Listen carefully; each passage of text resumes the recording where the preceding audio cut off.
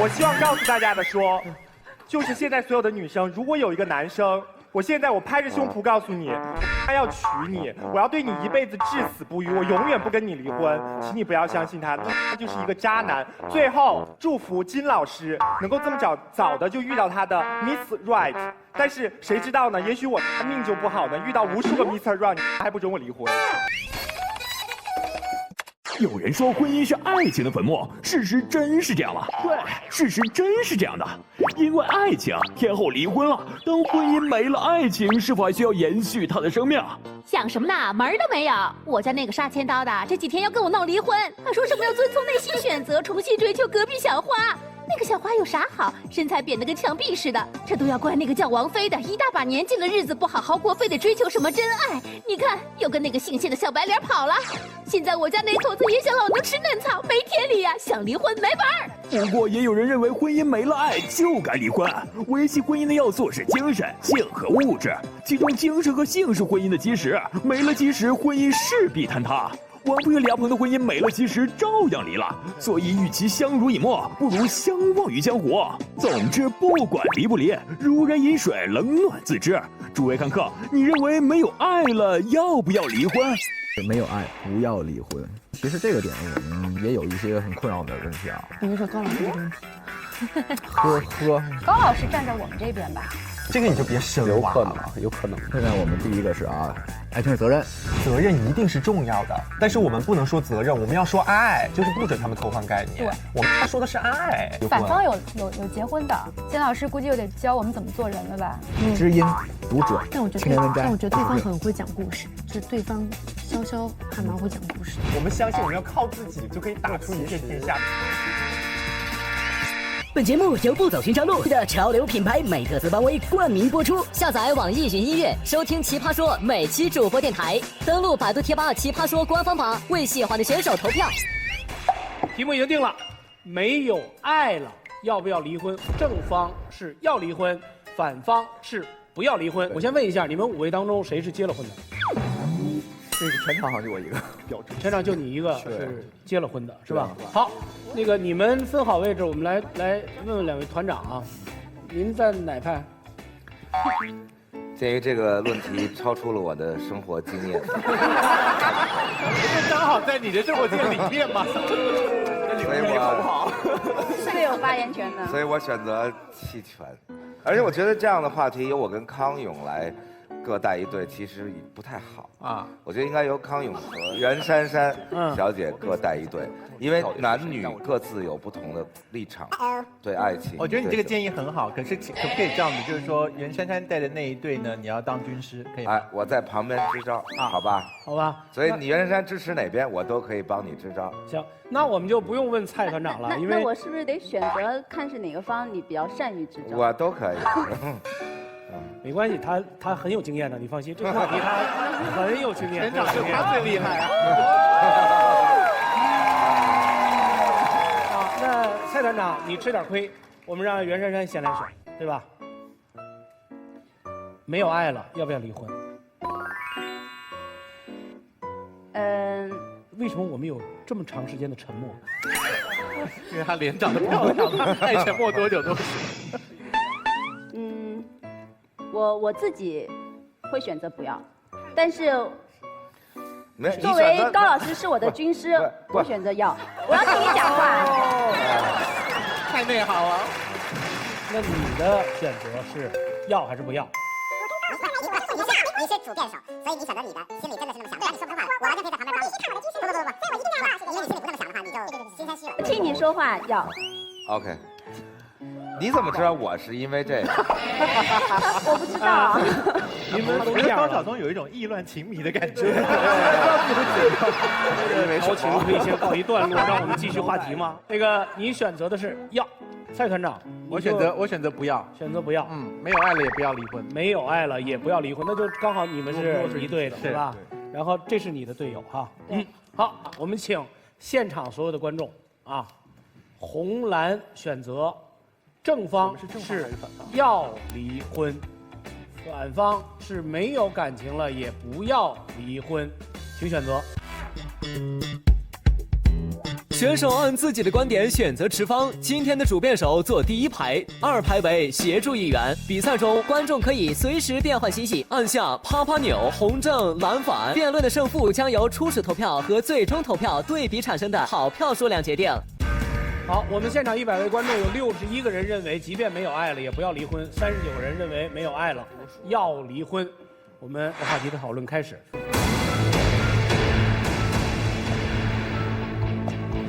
那作为一个年轻人呢，我还没有结过婚，那我就说我自己吧，我恐婚，你知道吗？就是我不敢结婚，因为就是我不是一个特别喜欢给别人承诺海誓山盟，我们一辈子要坐着轮椅慢慢摇的这种人。而且我身边有很多的人，好像一直困在婚姻里面，可能是我们的老几辈这样子的人。这种故事我觉得不胜枚举，我就说一个事例 ，OK？ 哦，不是事例。一个理论 ，OK？ 为什么我觉得要离婚？是因为我觉得，如果是一个不爱的人躺在我的身边的话，在夫妻之后，我没有办法跟他履行夫妻义务，就是我没有办法跟他发生性行为。我觉得我活不下去，我一起来，这就是我的看法。谢谢大家。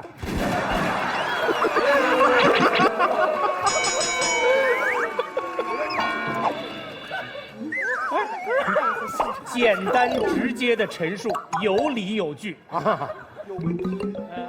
王梅，其实我也没有结过婚，但是从我自己感情出发，我是一个女生，我最讨厌我男朋友或者我以后丈夫对我说什么话呢？就是不管什么样身份，说我爱你，但是我对他有责任。不管我是那个你还是那个他，我都觉得非常的恶心。我觉得这种男人说这样的话非常非常的渣。你已经不爱我了，你为什么还要跟我在一起？让我每天和一个已经不爱我的人，我和他一起生活，和他一起睡觉。那其实我和有什么区别？我是免费的，只有这唯一的区别而已。如果不爱我了，不要再对我负这样责任。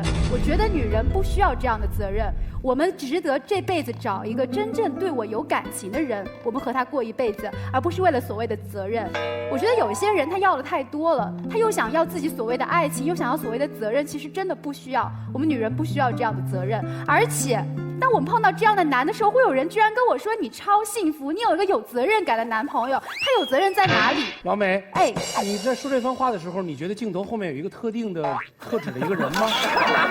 就是为什么这个节目把这么多人的童年阴影全挖出来了？我是隔着镜头在对某一个人说这样的话。啊，人家讲的是自己的真实故事，就差点名了，多好，对吧？你放心，我一定让他看到这个节目。好。姜思达，你请。要说我和离婚这件事儿有什么关系呢？确实没结婚，但是说实话，我又是，来自一个离婚的家庭，所以没了爱的时候，不应该离婚，似乎有很多牵绊在。有很多人说这个牵绊是孩子嘛，但是就在孩子这个方面，我觉得我有话要讲，因为我来自这样的一个家庭，在我小学5年级的时候，那时候我刚从这个小学的在北京夏令营回家我带了一串玩偶。带了一串玩偶，就是分别代表着我的父亲、母亲、我的我姥爷。然后这个时候，我妈看到这个就哭了。然后晚上呢，在这个火锅店里，大家一起吃饭，我爸就问我，他说，这个爸爸妈妈要离婚了，你同意吗？我当时反应非常的快，我说同意呀。然后我爸接下来的一个问题是，那你跟谁？我说我跟我妈。其实为什么我反应那么快呢？因为即便我知道不离婚，他们两个没有爱的时候。家里也是鸡飞蛋打，有的时候他们会互相争吵打架，有的时候就是甚至那种冷战，就是让我心里还是蛮难受的。所以与其这样，不如好聚好散。我觉得有的时候我们把这个离婚的事情太污名化了，把它想得很难听，说我离过婚是一个所谓的一个人生的污点，但好像也不是这个样子的。我觉得永远对你的爱是相信的，永远相信你拥有爱这个权利是更值得尊敬的。谢谢。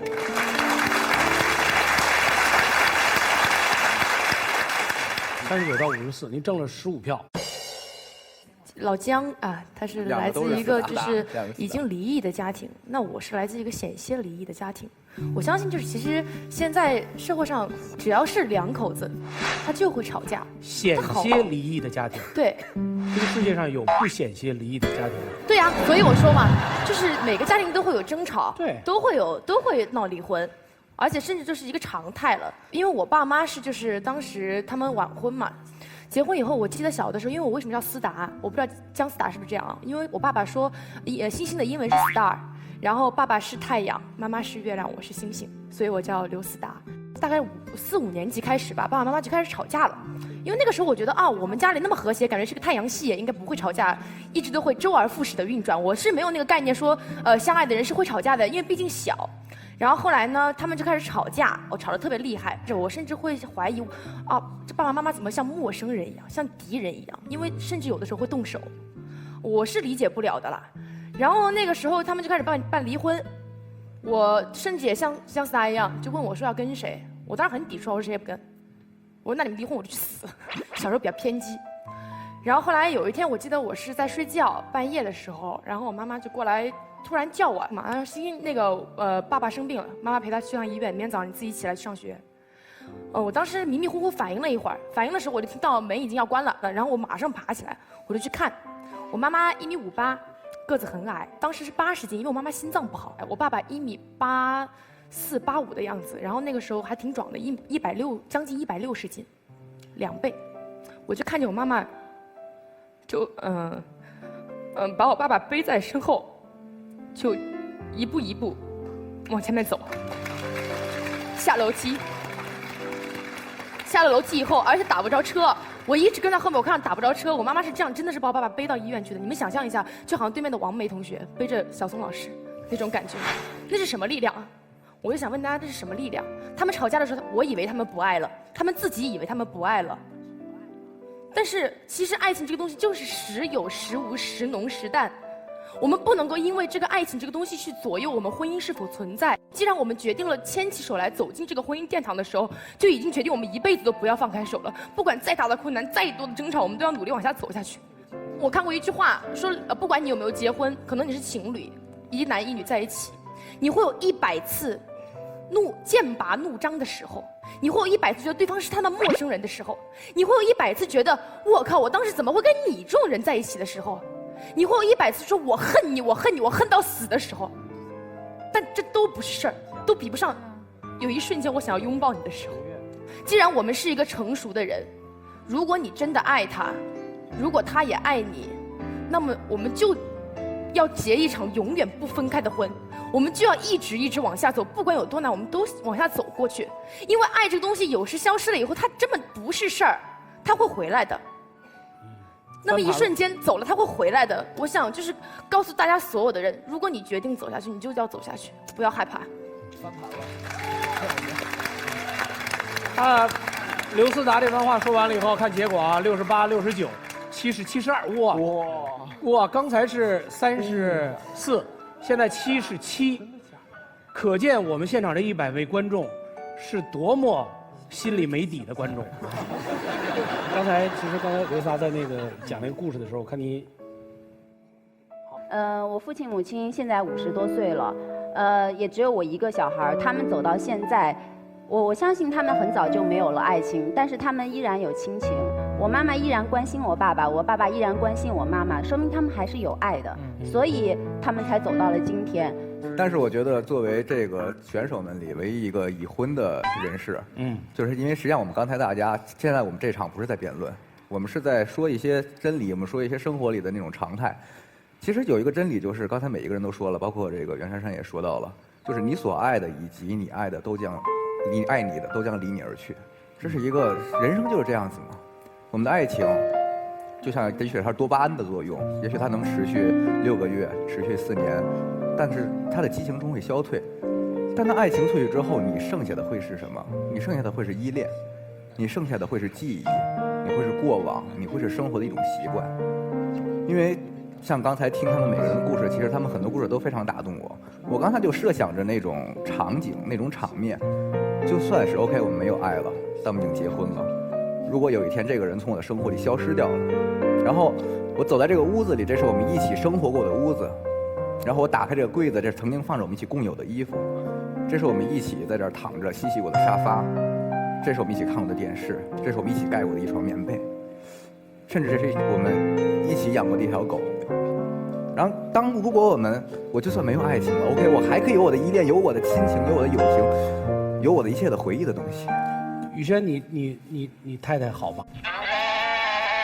蛮好的，蛮好的啊，挺好的，挺好的。就你讲的这么真，这个这么，你讲的这么深情的一个故事，让我瞬间就想问候你。然后思达你还好吗？没关系。啊，是吗？因为我看你一直在洗脸。因为我觉得其实金老师说的蛮对的，就是有的时候其实爱不等于陪伴，陪伴不等于爱。但是有一句话说嘛，陪伴是最长情的告白。好，艾丽，你等一会儿啊，我知道你已经憋得不行了，那个。来吧，首先我觉得现场的气氛现在有点悲壮，但是我想请问一下现场，我看到有很多的年轻的观众朋友，我想问一下，如果我作为一个男生，我现在对一个女生说，我说我爱你，我要对你海枯石烂至死不渝，你们谁会相信？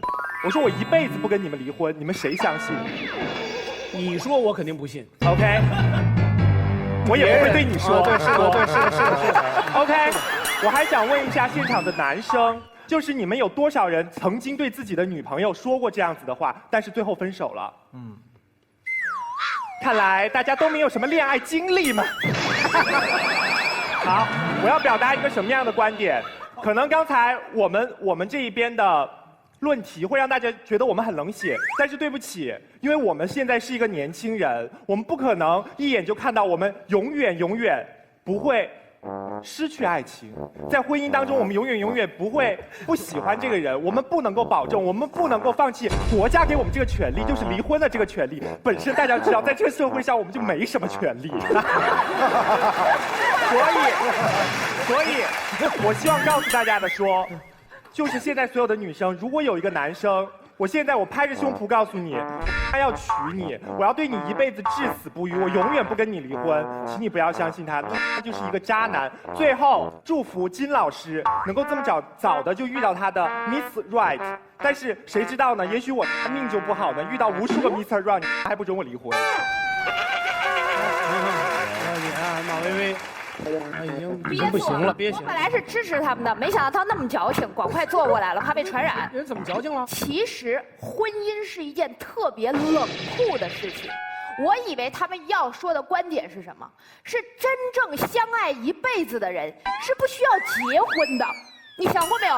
如果我们两个都确认我们绝对不会离开对方，我们俩去领证干嘛呀？多9块钱非要交给民政局啊？对。你知道吗？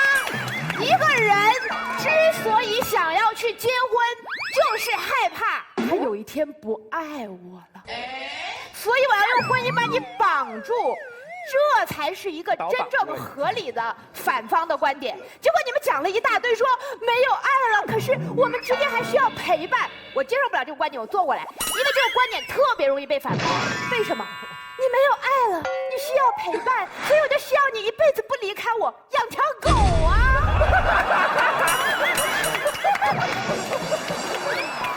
这边都连养狗都已经出来了，是吧？我承认啊，就是我提到陪伴这个事情，确实我这个人就是逻辑很弱，但是我就是情感很丰富。那有多少人凭着逻辑在活着？我们活着不就是图情感吗？况且我还不喜欢。我们是有感情的，我们为什么不能忠于自己的感觉啊？但是我觉得刚才听完你的故事，我不仅不认为你的父母之间没有爱了，反而我认为你的父母之间是深爱。我说过了，没有爱了，不是说在每天的日常当中你都你侬我侬，就是就什么花好月圆，并不是每一天都这样的。你爱不爱一个人的时候，你心里非常的清楚。甚至说，当你问你的朋友，哎，你说我爱不爱他的时候，其实你的心里已经有答案了。艾丽，好了，我想讲一个特别悲伤的故事，能不能够给个悲伤音乐吗？你站在前面来讲，舆论导向一直在出问题，到前面来讲。我现在要讲的是一个非常真实的悲伤的故事。这是一个女人的故事，她有45岁。讲完了，这是最悲伤的故事是吧？没有。我跟你讲，我从来没有听过任何一个故事比女人已经45岁还悲伤。这是不尊重女性啊！这是不尊重女性。好，结束。能给我100个字，就说100个字可以吗？OK。我想说的，对，大家可以数到3、2、1走。这个女人叫做刘思远，她是45岁，她相信一点，结了婚以后永远不能离婚，即使没有爱。但是她和成千上万甚至百万女性一样，忍受着家庭的暴力。她每天被打得青一块紫一块，回家以后要去给家里面人做饭，要养孩子，但她的丈夫并不喜欢她，并不爱她。但是他们有一点，先人告诉过她，结婚以后就不能再离了，即使没有爱的话也不能离。就是因为这点，她一辈子都没有办法过上幸福的生活，她一辈子能这么屈辱着人的，她只能把所有的希望寄予下一代。这个问题的话，不仅仅是我们是一个个案，而是在世界各地都会有的。就是因为这么一个简简单的观点，结了婚就不能离，无论任何情况。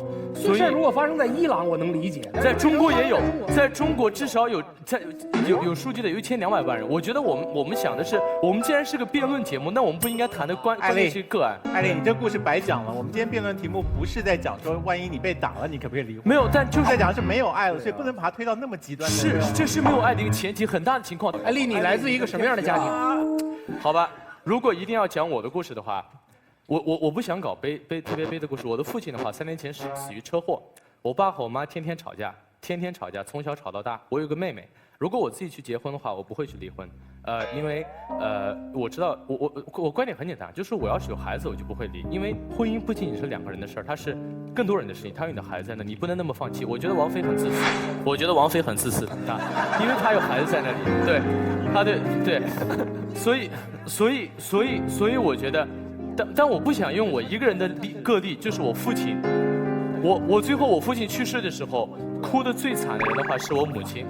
对，我知道，我是在这边，但我不想，因为我一个人悲惨的案例就让成千上万的人受苦啊，最后就变成了所有的女性就会觉得我打死都不能离婚，然后她就会受到家庭暴力，这是一个非常危险的思想。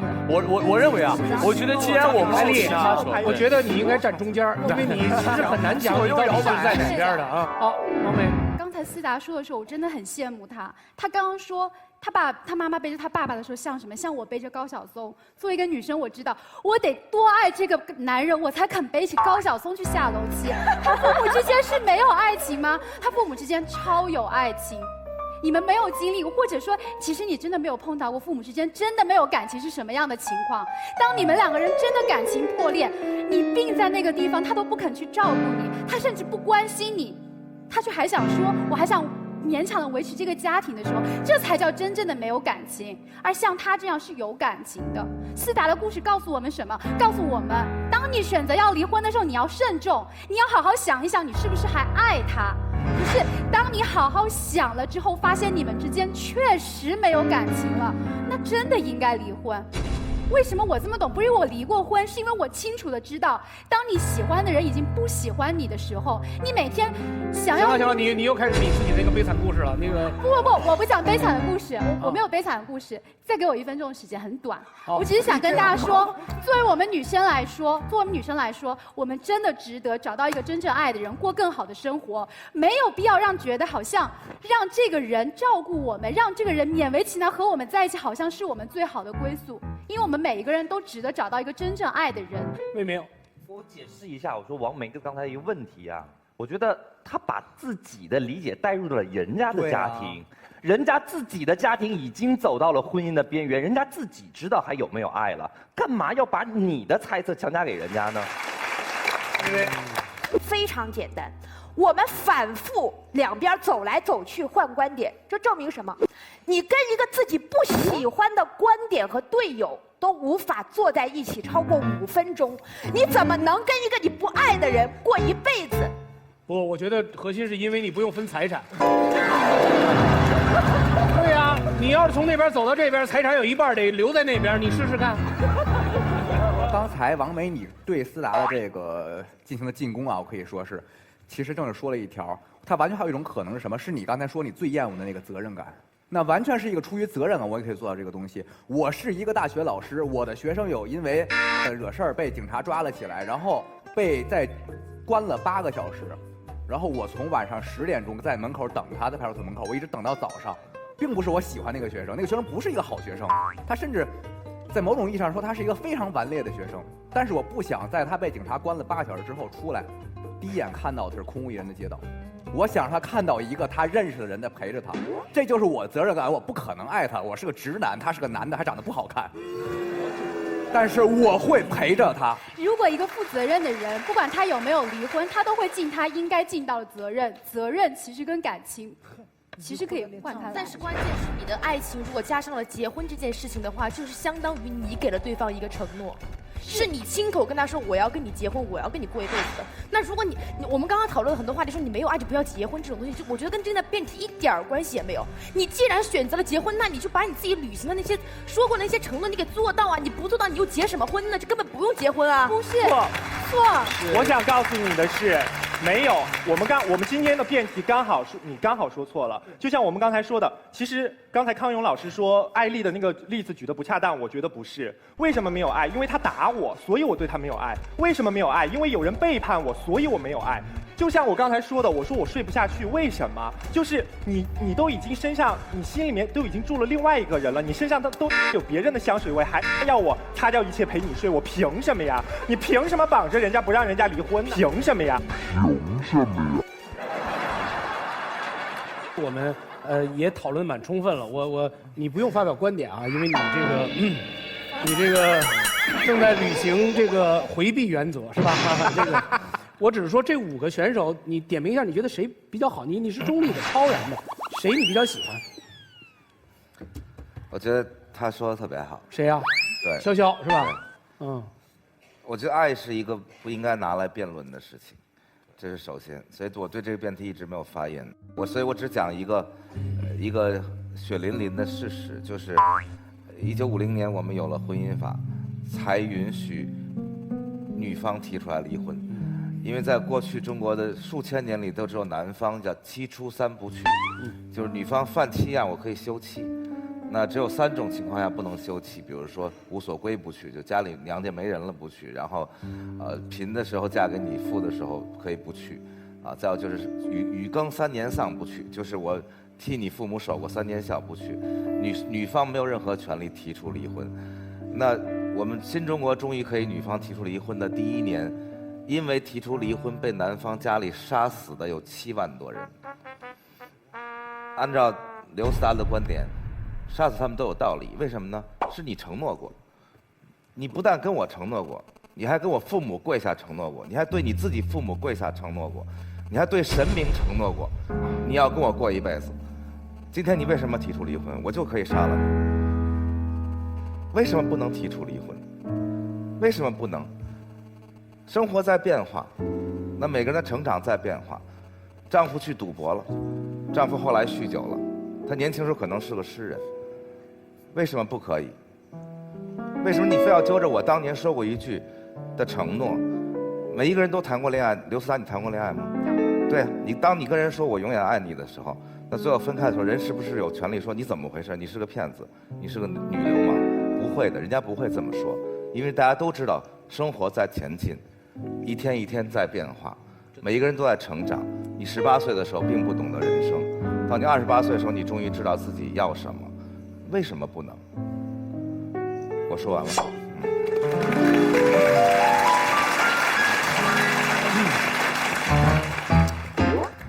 你虽然有回避原则，但是我们还是听懂了。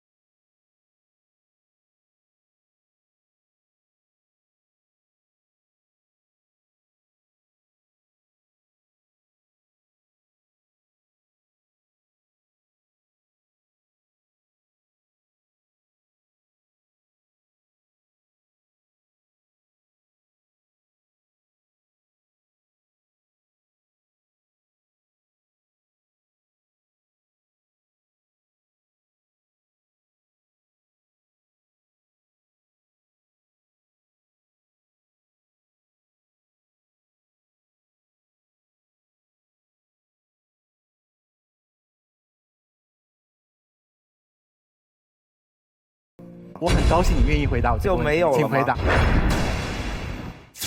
我觉得你这个立论就有问题，说那些回忆都很珍贵，为什么不要？没有不要啊，谁说就不要了？谁说离了婚，从前的人生就失败了？所以你可以，谁说离了婚，从前就那个爱情就没有了？高晓松，你作为一个内心强大的人，你可以靠着你的作品留住这份回忆。可是我若是一个不会创作的人，我可以靠留着这个人，留着这个婚姻作为我回忆的依赖吧？可以吧？如果没有爱了，你留着这个人，还不如你让这个人永远留在你心里，是那个年轻的时候的他，你爱的时候的他，在你心里，对吗？为什么不呢？我们人生的很多事情都不是基于有没有爱而决定的。我们到了最后说老来需要一个伴，这个伴是跟另外一个人的连接，那个依赖。你觉得那时候爱还被放在老人家找一个伴的最高的标准里面吗？恐怕没有。他需要有个人陪在他身边，他半夜起来吃感冒药摔倒的时候，有人扶他一把，替他抱。那有多少老人是最后两个人老来黄昏恋，组成了新的家庭？难道因为这样，这两个老人从前的成长、爱情、年轻的时候付出过的所有的誓言，都是假的，都是错的吗？我想他们的回忆打了很大的折扣，把那些东西都留在心里，而再组成一个新的家庭呢？是，所以你如果这样子衡量之下，然后你觉得我依然必须要离婚的话，我们这一方当然是同意你必须要离婚的。我们现在只是在提醒你说，不要动不动到学校去一不爽就说我不要上课了，我不要考试了，我要翘头，我要。我们这一方也没有说过一天的冲动就要离婚。你们这方的冲动，今天早上我醒来就发现这个就要离婚。你们这方的冲动是说他醒过来看到这个女人，他硬不起来，他就要离婚。我跟你们，我跟你讲，你知道天底下有多少夫妻看到对方已经硬不起来了吗？就是这是常态，你根本不需要把这当成是一个理由。你不能说硬不起来要离婚，是因为我对他没有爱，我没有欲望了，所以我要离婚。我没有办法再跟他履行夫妻义务了。我相信不仅仅男生有这个需要，女生也有这个需要。那女生如果也不想跟我履行这个义务的话，她也可以离开我，这是一个双方的。我又不是，哎，等一下，亲爱的，我又不是神经病。我告诉你，我们三个又不是心理阴暗，告诉你们，哎，你们两个没有爱，必须离婚。哎，你们爱理不理，正儿八经的。但是我们年轻人，我们就是要把态度摆端正啊，我们就是要离婚呐。如果没有爱了，怎么了嘛？潇潇是一个非常的标榜他因为年轻所以可以耍任性的这么一号人物。那我当然只能祝福他在人生未来的处境当中不要出现。你祝福我要离婚？我根本不相信你会结婚，你会结婚。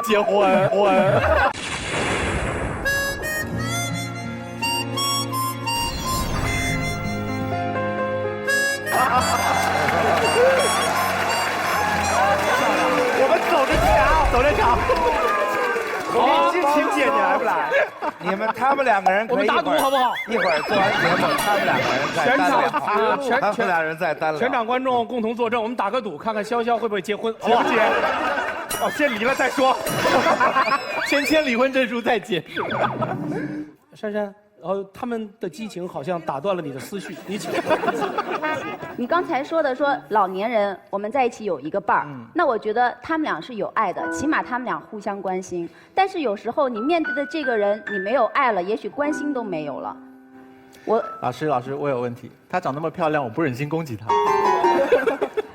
他还就用水汪汪的眼睛望着我讲这些话，我没有办法反击。您看着他说算。来说，讲到你就恶从心头起。可是是啦，我觉得这个我们站在反方立场，不会蠢到认为说没有爱了还一定要把对方绑在一起，只是提醒大家，责任就是责任啊。人生有很多时候，因为我们完成了责任感，我们才会同意我们自己是一个受过教育、完成自我训练的人，只有这一点点的存在感而已。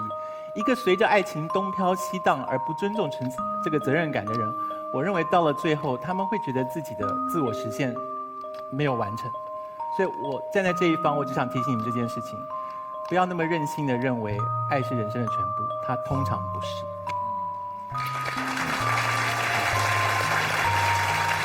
我们这个话题就讨论到这儿，好吗？告一段落之后，让我们来看一看现在的分数。现在正方35票，反方65票。好，把这个结果凝固住。来看看结果，看看结果。反方胜，是吧？我们这边赢了吗？对呀，我们有这两个人，我们居然赢了。对呀。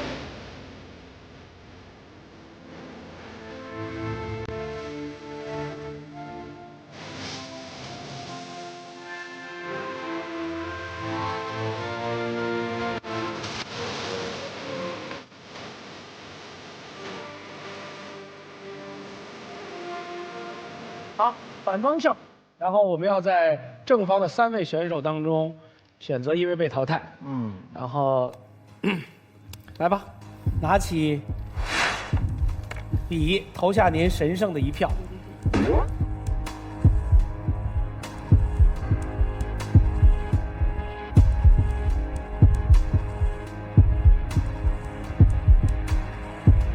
好，那个我们都写完了，然后先扣一下，放一下，扣一下，然后每个人来说一个理由，从那个小松老师开始吧。实际上，这个辩题反方能赢是非常不容易的，因为在今天的这个时代，这个辩题如果在100年前，反方是一定赢的；在50年前，反方有80%的可能赢；在20年前，反方也有可能赢；在今天的21世纪，要不要离婚这件事，居然是反方赢了。所以我觉得是我们辩手的重大的失误。珊珊，功力较少，3个人相比，功能性较少。功能性较少，对。好，康永，我觉得艾丽坐在前面，我们好像在庙里啊，就前面一个小神，然后后面4个菩萨的。好，我讲一下我选择这个选手的理由。不过我要先讲说，小松老师刚才太客气了，就是如果他今天愿意不回避，就照平常一样发表意见的话，我想没有人能够反驳他。他站在一个极度有权威的地位，可以发表意见哈。那回过头来讲，我之所以选这个选手呢，是因为刚才这一组的刘思达讲话之后，把票数拉了这么多出来。对，我认为这证明了一件事情：我们人不是凭逻辑而活，是凭感情而活的。所以感情能够打动人的时候，逻辑相对来讲威力很低。所以你们的辩手当中，哪一个人特别依赖逻辑的，可能就是我选择他的原因。来，我们请3位同时亮出你们的小题板。本节目同步锁定登录潮流品牌美特斯邦威冠名播出，一定要下载爱奇艺视频看奇葩说呀！微博关注爱奇艺奇葩说，跟我们互动；微信添加奇葩说订阅号，每天推送纯干货，喂饱你。请3位同时亮出你们的小题板。